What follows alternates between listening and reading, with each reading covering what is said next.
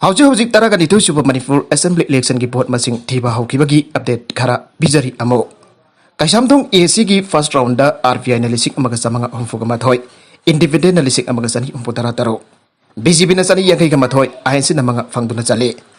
Bisnupur Assembly constituency ki first round EVM ki loiba phawboda BJP na lisik amaga sani fan taraga humdoi, ANC na lisik amaga samanga taraga mathoi. Nota da humpudra mathoi nabagi chu na lisik amaga chatret humfuga taru fangduna chale. Wangkem Assembly constituency gi 1 to 13 polling loi khiba phawboda kaisam Megachandra Singh ANC na lising ani chahum phangduna chale.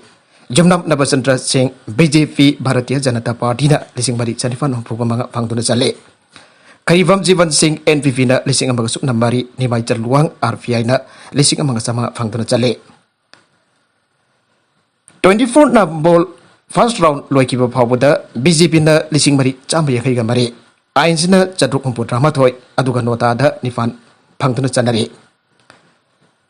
Hangang Assembly constituency ki oina nongthombam beren sing na lising chamaga marfuga humdoi phangduna chale. Pangaijam Sarchandra Singh na vote masing chamanga marfuga manga phangduna chale. Makhatava update pijarake.